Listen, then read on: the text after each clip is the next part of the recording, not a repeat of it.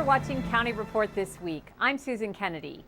We start this week with the grilling of Pepco officials by frustrated council members over the utility company's performance after last month's massive storm. Hundreds of thousands of residents were left without power for as much as a week. And as Council President Roger Berliner tells us, this has become a quality of life issue for county residents. We need better performance, not more PR.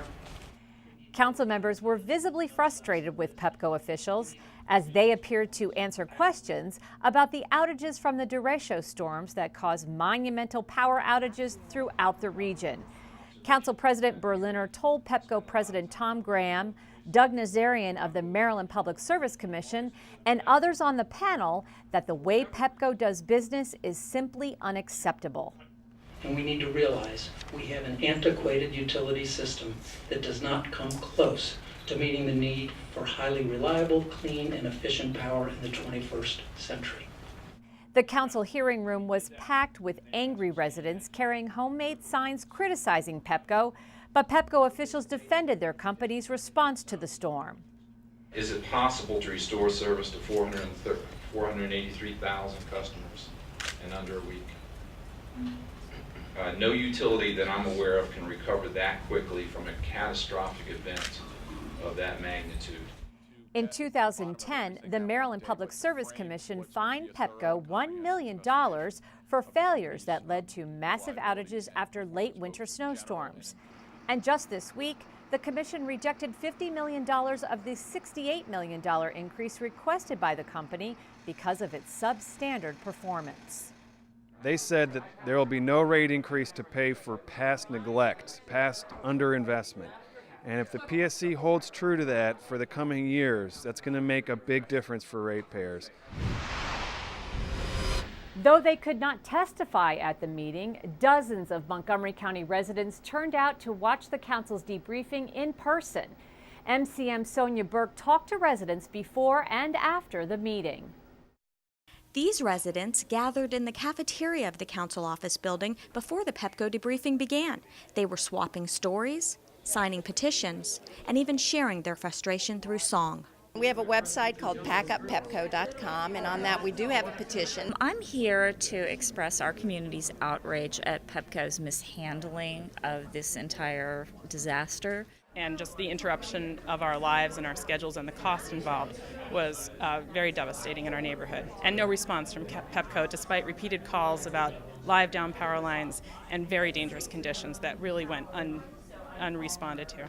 I made reports every day. Several times they said no crew has been assigned, then they said a crew has been assigned, then they said no crew has been assigned. Then they had no record of the reporting, and then they had some notices that there was restoration when there wasn't restoration. 6 long days and 100 degrees, the people sweat due to corporate greed. Residents say after living with no power, watching the weather can be stressful if storms are moving through the area. We freak out. We watch the news reports and we turn our AC down. We start, doing all of that, and that's completely outrageous. I'm not sure from week to week whether or not we're going to have another outage because our systems are flawed. We don't know what to expect, so we go into emergency mode. Preparation for some means buying a generator. In my neighborhood in Silver Spring, we've replaced our generators. We bought generators, used them, and wore them out. On the evening of August 7th, residents can have their say when the Public Service Commission holds a public hearing here at the council office building. We're not going to back down. We're not going to let this go. We're tired of the situation and we're ready to make a change. In Rockville, I'm Sonia Burke reporting. Along those same lines, members of the county's emergency management team were on hand at this week's council session for a briefing on how the county government responded to the June 29th storm. Representatives of a number of county departments were on hand to explain the post-storm efforts. I think from a county standpoint, it was nice to see some of the things really come together. From a continuity of operations standpoint, I think of how many offices we moved on Sunday so that we opened up all those we opened up for business on Monday morning. I was extremely proud. In fact, we moved entire businesses. We moved a jail, we moved 311, we moved permitting services, we moved parts of finance, we moved in parts of entire departments, and that was sort of great to see. I think that people have to think about it from the same standpoint, though. If you lose one piece, how else are you going to sort of accomplish your mission, your goal? And sometimes, like I said, it's just keeping your family safe versus what you could maybe do for your whole block. It will be a little smoother to drive through some Montgomery County roads. A host of government officials recently celebrated the completion of 7 road paving projects. A total of 43 miles received a facelift thanks to $6.7 million in funding from the American Recovery and Reinvestment Act. The selected roads were designated as high priority projects by the county's Department of Transportation. Some of them include portions of Shady Grove, Barnesville Road, Randolph, and Forest Glen roads. These projects also added ramps to sidewalks, traffic barriers, and thermoplastic pavement markers. The funds for these projects employed some 50 people. It was more than just paving the roads. Stormwater changes, striping the roads. We added sidewalks in certain areas. And so it's about, in each area of the county, we've gone through that. Most recently, the last one completed was Shady Grove Road. New Hampshire Avenue, for example, in the county. So we've gone through a number of those road projects throughout the county, but this was part of a $168 million recovery funds given to the county in terms of schools, environmental initiatives, transportation. And we put that money to good use. More importantly, though, it provides for safety and convenience for people who are utilizing those roads, and also jobs for contractors who've contracted workers to go out and make certain that we have those investments. In other news, a unanimous vote in favor of an amended zoning text amendment that deals with buffers between large gas stations and surrounding neighborhoods. The measure will change the rules for a pending special exception for a proposed gas station that would be part of a future Costco store in Wheaton. The bill states those stations must be located at least 300 feet from schools, parks, hospitals, or other public uses. My goal, because when I became aware of this as a health issue, was to try to make sure that wherever these stations go, we have a sufficient buffer between the station and the residents. And there's a lot of scientific evidence that indicates it ought to be more than 100 or 200 feet. And California has 1,000-foot siting guidelines for schools and other similar public facilities. So I feel pretty strongly that this is in the interest of protecting public health. And that's been my motivation in dealing with this. An intersection in Wheaton that has been plagued by accidents over the past several years has a new traffic signal thanks to a multi-year effort spearheaded by Councilmember Valerie Irvin. The signal is located at the intersection of Veers Mill Road and Claridge Road and will protect residents who cross multiple lanes of traffic. People were crossing the street every day to get to the bus stop, which is on the other side of Veers Mill. And, children were taking the bus. Very scary intersection. Cars were traveling 60, 70 miles an hour on Veers Mill Road. And so we set about taking care of that community by taking care of getting a traffic light at Claridge. Still to come on County Report this week, some county students take part in a summer adventure. And the chief of police for the city of Rockville has plans to make the streets safer for pedestrians. When County Report this week continues. Montgomery County is looking for a few good men and women and teenagers too to help with the county fair. Volunteers are needed to give out information, get the fairgrounds ready, organize games for small children, and prepare and serve food. The possibilities are endless, but you have to sign up now to volunteer in August. Call 301-926-3100 or visit MC Ag Fair to find out more. Be a part of the county fair and this year, volunteer.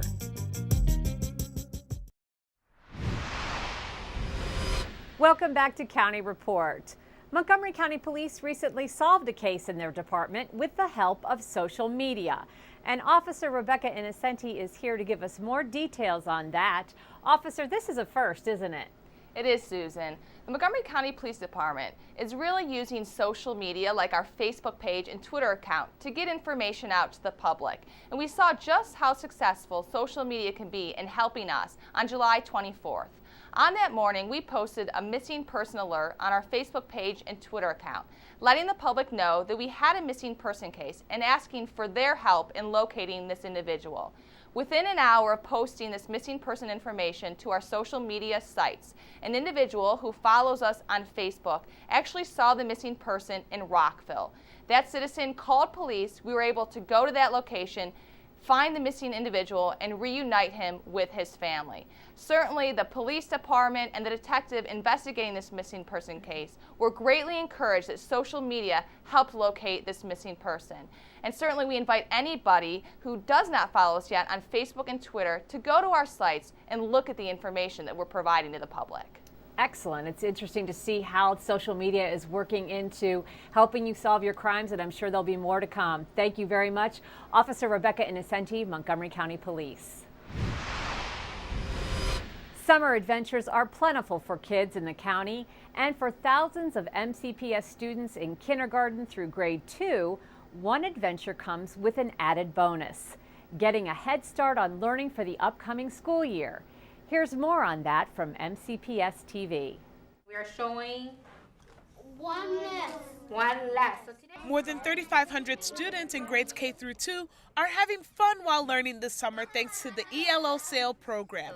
ELO SAIL, which stands for Extended Learning Opportunities, Summer Adventures in Learning, is a free 4-week program for low-income families.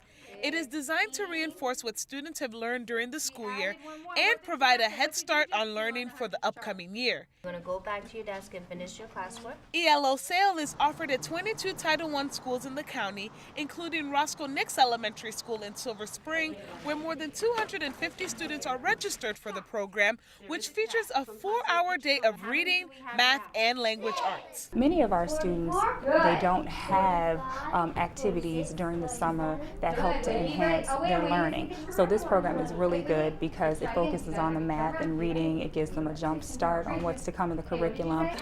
It is crucial to have this program to help them review what they've learned and to help them keep the information they have. An average student loses a lot during the summer. I'm here to learn new stuff and go up levels and go to second grade. My favorite thing is to read. We are learning about reading and math. In addition to instruction, students receive free nutritious meals. Funded by the federal government, ELO SAIL is helping thousands of MCPS students achieve their goals. The program is offered at 22 Title I schools in the county. As the summer winds down, we remind you to mark your calendars for the MCPS Back to School Fair on Saturday, August 25th at the Carver Educational Services Center in Rockville. Rockville 11 caught up with Police Chief Treshuk and Matt Folden on 355 Hungerford Drive to learn about the dangers of jaywalking and learn some tips on pedestrian safety. It's part of a coordinated effort with the city, county, and state to make it safer for pedestrians on Rockville's roads. Our Rockville 11's Bridget Breuer has the story. We have a real issue of jaywalking and people trying to cross the street in the middle of the block and trying to run across in front of traffic. There's businesses on both sides of the streets where people want to come to, and the crosswalks are down the block and up the block, but people are being too impatient. They're trying to cross the street in the middle of the block. So we have some very dangerous situations occurring. This area is the ideal case study for how the city implements the 3 E's, which stands for education, engineering, and enforcement. It involves multiple departments all working towards the same goal, to increase pedestrian safety in the city. As we were conducting the interview, we saw many people jaywalking, and one situation caught Chief Treshuk's attention. She got off the bus at a bus stop, and she's an elderly woman. And instead of walking up the street to the signalized crosswalk, she tried to walk across the street, got stuck in the middle. And in the time that it took her to get all the way across the street, she could have easily have walked up to the crosswalk, got across the street nice and safe, and gotten to where she wanted to go. As it was, she put herself and the motorist in danger. As Chief Treshik mentioned, this stretch of 355 is a hotspot for jaywalking in the city. But with consistent enforcement and engineering improvements, this area on Rockville Pike is becoming much safer for pedestrians. Because 355 is a state road, the city does not have jurisdiction to make any changes. But by working with WMATA, Rockville has succeeded in eliminating a dangerous situation. So specifically here at the bus stop we're standing at, we had to coordinate with Montgomery County Ride-On and WMATA Metro Bus to actually relocate the bus stop about 350 feet north of where we're standing to the signalized Frederick Avenue crosswalk. There's a supermarket behind me, a number of commercial establishments here at the shopping center, and it's just a place that people want to be. And when they're in one location and they like to be across the street in the next, you know, it's creates basically a desire line between the two locations, and that's why we have the jaywalking problem. This map provided by Rockville's Department of Public Works shows in red how the commercial areas generate the most foot traffic. The solid yellow circle illustrates jaywalkers on 355. The dotted yellow circle is the location of the new bus stop at the crosswalk. The goal is to make this stretch of road safe for pedestrians to cross at the designated crosswalk. Chief Treshik's advice for pedestrians out there on the road? For the pedestrians, it's really use the legal and safe means to cross the roadways. It's the law, it works. You can cross in a crosswalk and you're safe and secure, and you're not trying to run across a 4 or 5 lane highway to get somewhere. For more information on what the city is doing to keep pedestrians safe, go to rockvillemd.gov and search pedestrian safety. Up next on County Report, we'll take you to Montgomery College for a reenactment of sorts. And we'll find out a little about one of Montgomery County's hidden gems. Stay with us.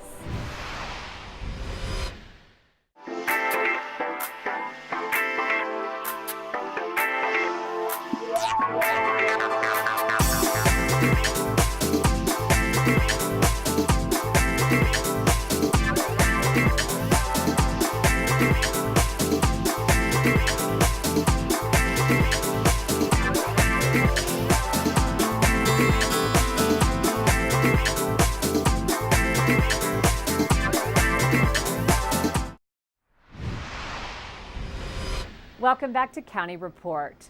A competitive race for an open city council seat in the city of Tacoma Park has been decided. Jarrett Smith has been elected to the council with a special election vote. Smith won the race by just 17 votes and will become the next city council member for Ward 5. He replaces Reuben Snipper, who resigned to move to Italy with his wife. Washington Grove is located just outside of Gaithersburg, and it's known as a town within a forest. It was originally a Methodist meeting ground founded in 1872 on a 200-acre tract of land, and those followers eventually constructed year-round homes. Jolie McCatherine is the Mayor Pro Tem of Washington Grove, and she's here to tell us more about this historic community. Jolie, thank you so much for being with us here today. Thank you, Susan. Tell us a little bit about Washington Grove. Who lives there? Today we have all people from all walks of life who live in Washington Grove. We're all volunteer, including the mayor, the council, planning commission, and the many committees in Washington Grove. We have people from all walks of life, many federal government workers, trade people, many professions, artists, lawyers, all of the gamut of life lives in Washington Grove. Now, how many folks live there and how big is the area? The area is 200 acres. We're very proud that 53% of that acreage is town land and wood preserve park land. Our population is just under 500 and we have about 225 homes. Okay, so it is a very small community, but you are governed by a mayor and council. What sort of issues do you deal with there? Many of our issues, of course, are internal. We're dealing with our woods, our planning commission, building construction, but we also have exterior issues, trying to remain who we are. We're a historic community. The entire town was placed on the National Register of Historic Places in 1979. So we have to deal with a lot of outside building projects next to us. We want to make sure that they're compatible with our community and our surroundings. That you bring up a good point. We are dealing with growth here in Montgomery County on a regular basis, and there is a particular issue that I'm aware of that you can tell us a little bit more about that you are dealing with at this time in Washington Grove. We have a community that is directly to the north of us that the owners want to build a very high density unit and it's not compatible with the surrounding community of Washington Grove and our neighbor in the Saybrook community. So it's something that we're following and working closely with that community to see if the development can be in line with the characteristic of the town and the surrounding communities. So even though you're only a town of 500 folks, you have big issues that you have to face. Yes, we use our town government, our county government, and our state government on a regular basis in trying to work together to resolve our concerns. And finally, what can folks do what should they do if they come visit Washington Grove? Probably the most important thing I would recommend doing is parking your car and walking. All the houses face avenues, so if you really want to see the front of houses and the early Methodist architecture for which the town is known, you want to park your car and walk and enjoy it. And we love to see people coming through. People come through geocache, walk, picnicking. So everyone's welcome to come in and take a stroll and enjoy the community. Yeah, it is a charming, charming little community. Thank you so much, Jolie McCatherine from the town of Washington Grove. Chautauqua is an event where scholars and actors portray famous people in history, and Montgomery College Germantown recently hosted this year's event. And in the middle of the night, they arrested him.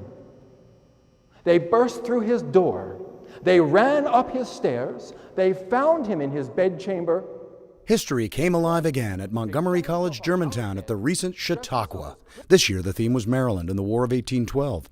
British Major General Robert Ross, portrayed by Doug Mishler, Mary Pickersgill, portrayed by Jill Peterson, and Francis Scott Key, portrayed by Alan Gephardt, were the three historical figures presented.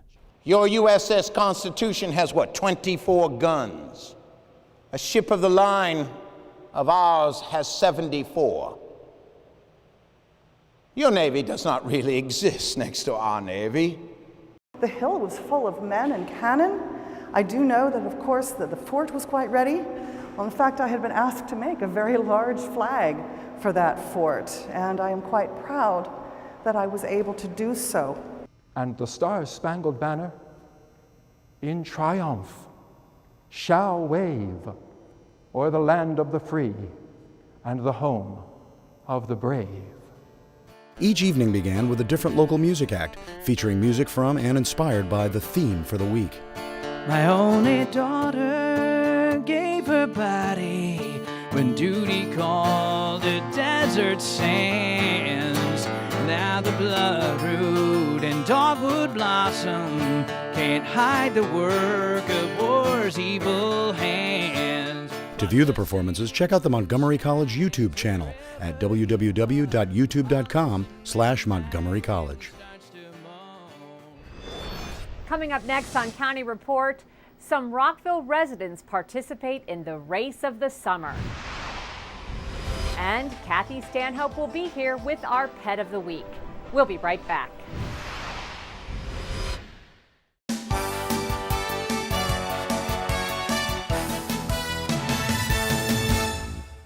"12 Montgomery College students have received Transfer Academic Excellence Scholarships to the University of Maryland.